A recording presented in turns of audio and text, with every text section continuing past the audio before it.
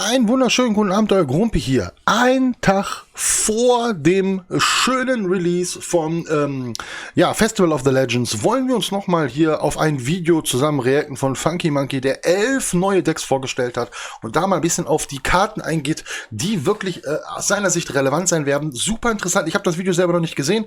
Ja, aber für diejenigen unter euch, die morgen Booster Packs aufmachen, sollten wir in jedem Fall einmal darüber sprechen, welche Karten sollte man behalten und mit welchen Karten muss man zwingend damit rechnen, damit man auch für die Klasse das Deck bauen kann. Ich würde sagen, wir machen eine kurze Unterbrechung einer Sache und dann springen wir sofort rein. Ja, dranbleiben. Ja, bis gleich, euer Grumpi. Ciao, ciao. Hallo Leute, kurze Werbung in eigener Sache, ja, vergesst einfach nicht auf jedem Video unten den Daumen hoch Button zu drücken und im besten Falle vielleicht mich auch zu unterstützen, indem ihr hier auf dem Super Cent eine kleine Donation vielleicht für 1 Euro da lasst, ja, oder aber auch Mitglied werdet, um so an die ganzen Vorteile ranzukommen, die es Mitglied hat, indem ihr in den Community Battlegrounds oder so euch einen Platz in der Queue sichert und somit den Kanal unterstützt. Ich bedanke mich vielmals, euer Grumpi, danke, dass ihr zuschaut, bis dann und jetzt geht's weiter mit dem Content.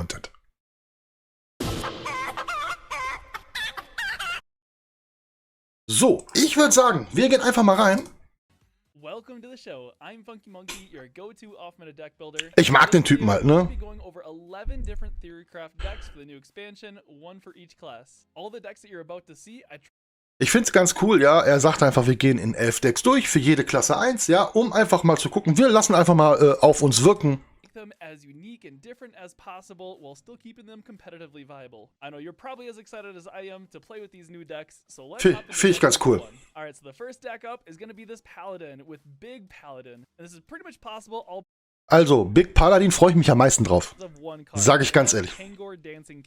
Ja, und das habe ich schon gehört, ne? Also es ist, wir haben da auch schon mal über unser Dings geredet. Ja, Kangor Dancing King. Lifesteal, Death Rattle, swap this with a minion from your hand and give it Lifesteal. Also keine Ahnung, wie man den tot kriegen will, den kann man nur silencen. Ansonsten, ja, der hat Lifesteal und mit Todesröcheln springt der auf den Minion auf deiner Hand, gibt ihm Lifesteal und dann, ja, es ist krank, ja. This guy is just ridiculous. So every time he dies, he gets to cheat out a big minion from your hand, and he also goes back to your hand, so you get to do it all over again. Das wird mega werden.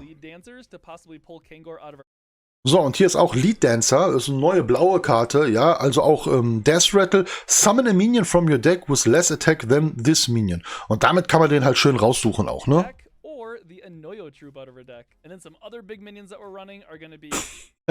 Ja, auch krass, ne? Taunt, Divine Shield, Death Rattle, summon 3, 1, 2, max with Taunt and Divine Shield. Ragnaros and Leviathan, because these are just some massive minions to end the game. And we do also run Masked Revelers to cheat out all. Richtig krass. Auf jeden Fall freue ich mich drauf. We get past that mid game, we're just going to be pumping out the gas with this deck. And because we're running only big minions on this deck, we have to utilize a lot of spells in the early game, but we have a lot of new additions from the core set to help us out with that. So we have the buffed up Consecration and Hammer of Wrath. We're also getting Muster for Battle and True Silver. Ja, ist richtig heftig, ne? Also das stimmt schon. Wir kriegen so viele neue Spells aus dem Core Set. So every time we cast a holy spell, we get a divine shield casted on our face, and that's going to protect us from a lot of damage. Boah, Leute, ey, wirklich ohne Flachs. Für mich jetzt schon. Ich habe so Bock auf dieses Deck. Yeah, this deck looks super fun, and I mean, who doesn't love cheating out some big minions? The next deck up is going to be this Light Show Mage, and this deck is all built around, you guessed it, Light Show. So what Light Show does... So. Also das ist der neue Spell Mage und hier ist auch Light Show. Also schieße 2 Strahle gegen den Gegner, die 2 Schaden machen und schieße jedes Mal einen mehr für jeden Light Show, den ihr in diesem Spiel gecastet habt, ne? Also am Anfang 2, dann 3, dann 4. Damage to 2 targets, and the more times you cast it, the more targets it'll hit. So we can discover more copies of Light Show with cards like Volume Up or Rewind. If Light Show is the highest cost spell in our hand, we can even copy it with the Audio Splitter. And we can even more. Also man fängt dann an, diese Spells zu kopieren, um einfach mehr Light Shows zu machen. Eigentlich ganz interessant, ne?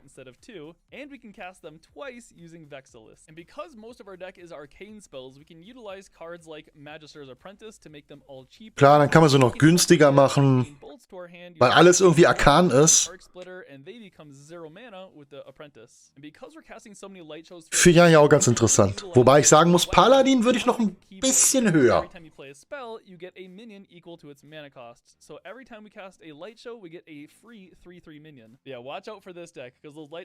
Nicht schlecht.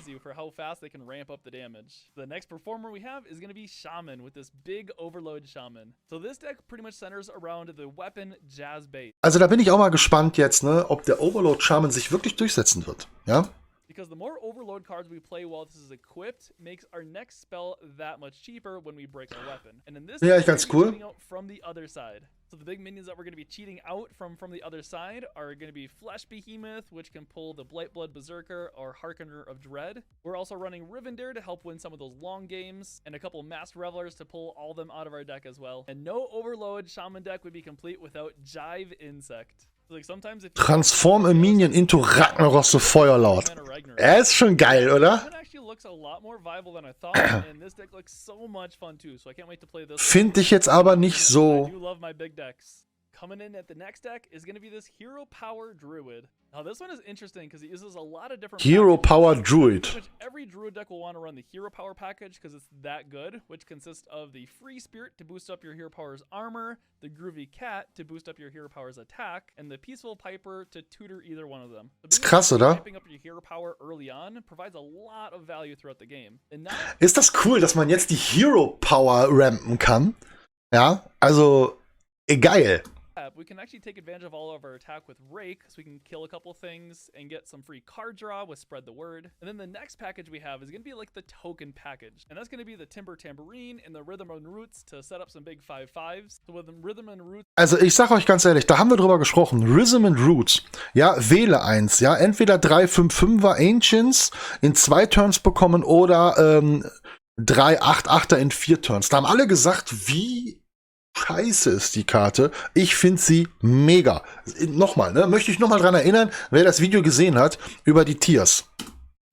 Or when our weapon breaks, we get a board full of 5/5s, and then we can buff them all up with the Drum Circle. And then ramping into the late game, we also have another package, and that's going to be the Zoc Anubra Khan package. So what you can do with this combo is you can play Anubra Khan, play a couple of Underkings to get a bunch of armor, and then play Zoc. Ja. The taunts that Zoc summons are equal to the attack and armor that you've gained this turn. And you can easily get 20 plus armor with the Underkings in that turn, so you can get like 20 health taunts, and especially if you weave in like a Hero Power or Rake with... Also das Pushen von der Hero Ability finde ich nice.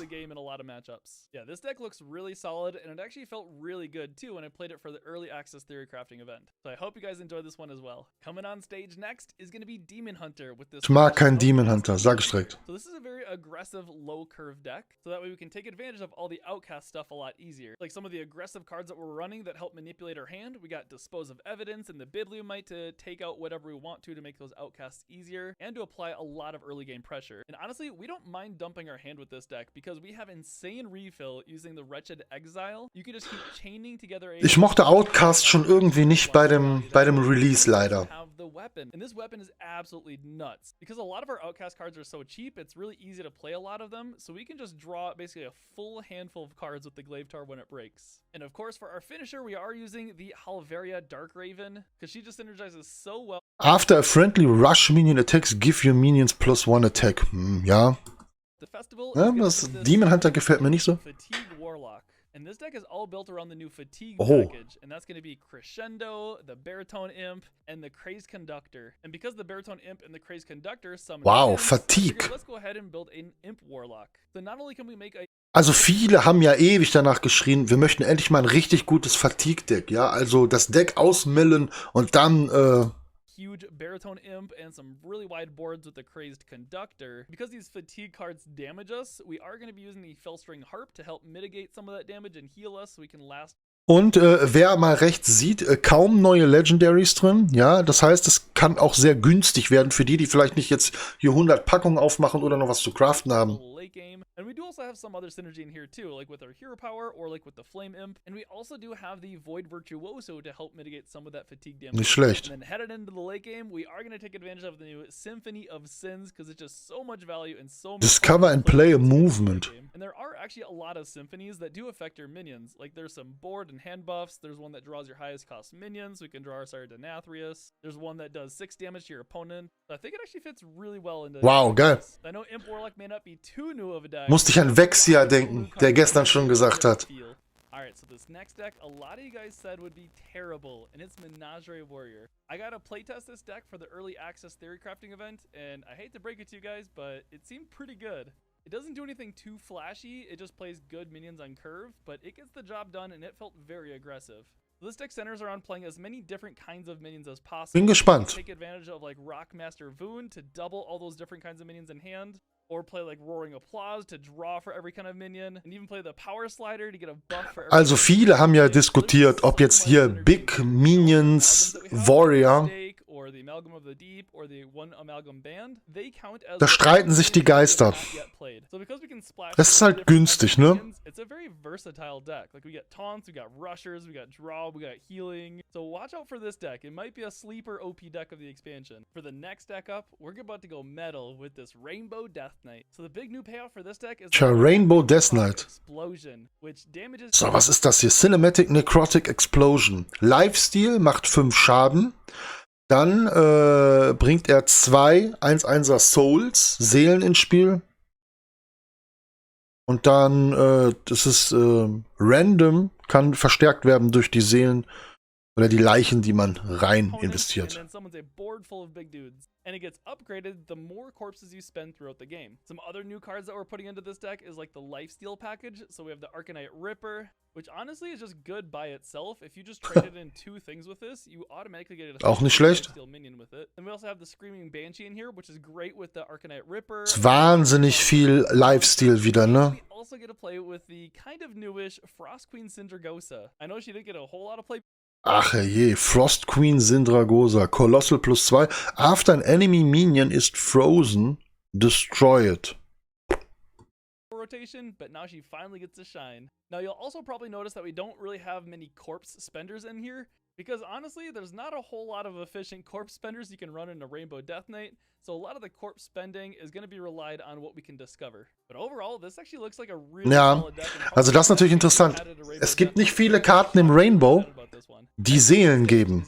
Rogue with this new combo rogue. So this deck is going to combine the old Miracle package with the new combo stuff. So the big payoffs for all the combo stuff, we have the Rhyme So, so the more combo also Combo Rogue ist wieder da. But this is you can shadow step it over and over again, or you can use the new breakdance card on it. So you can get some big rushers. And then we also have the Record Scratcher, which allows us to mana cheat based on the number of combo cards that we've played. So you can use this in combination with like Draka or the location for also da bin ich gespannt. or some big weapons. And then of course we always have some fun bouncing shenanigans in here too. So like we have the beat. Sieht auch erstmal günstig aus. Or like if we want to go late game, we have the Astalor. And you can do some even crazier things too. Like if you have like an Wirkt auf mich aber jetzt auch erstmal nicht so stark. All to your hand and play them all again. And from there you're just gonna do a bunch of fun rogue shenanigans. Alright, so the second to last performer we have up on stage is going to be this Priest with Overheal Priest. So there's just da bin ich gespannt. Overheal. Support and synergy now for Overheal Priest. So basically the gist of this deck is you just want to go wide with a bunch of your Overheal. Man hat doch super viele Karten ja verändert, ne, dass jetzt Overheal drin ist. Or the Heartthrob, and then you just want to try and be healing your minions every single turn for some tempo, like you can gain attack from it or you can summon minions from it. And just try and pressure your opponent that way. If we have a lot of minions on the board that we want to activate multiple overheals on, we have some kind of AoE heals. We have the Dreamboat to heal all of our stuff. We have the new Fan Club Location. Also hier muss man tatsächlich mal gucken, wie Overheal sich wirklich etablieren wird.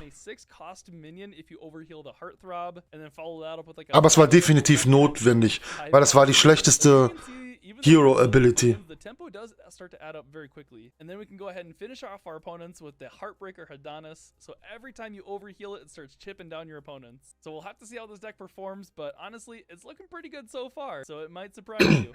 Also Paladin hat mich. One that I just had to make, and it's going to be Banana Monkey Hunter. So this hunter utilizes a lot of the cheap spells that we have, like the Geil, Banana Monkey. To take advantage of Hunter. a lot of cards that need a lot of spells to activate them. Like the Ancient Krakenbane needs 3 spells to activate, or the Jungle Jammer, we can juice that up a lot by playing a lot of these cheap spells. And a lot of these Thematisch auf jeden Fall geil, oder? Nagas as well. Like we can take advantage of Barb Nets, or like the Aerosmith or the Rajnajan, so every little banana or monkey that we summon will damage our opponents. And then we have one of my favorite new tempo cards in here of the expansion, that's going to be Posic. It's just so. Posic, Battlecry, macht 3/3 Bots auf die gegnerische Hand. Death Rattle, Summon them for yourself. Ah ja, okay. Und wenn er stirbt, dann kriegst du sie. Naja. Stats for just 4 mana. And then we can polish off our opponents with the good old Dragonbane that's now in the core set as well. Yeah, this deck looks super aggressive, and this might be the way to go for Hunter now. Well, that's going to wrap up the show and all the Theorycraft decks that I have ready for you to use on... Richtig geil. Also, Paladin Nummer 1. Finde ich mega. Ich finde aber auch diesen Combo Arcan Mage gut und den Affen-Bananen-Hunter.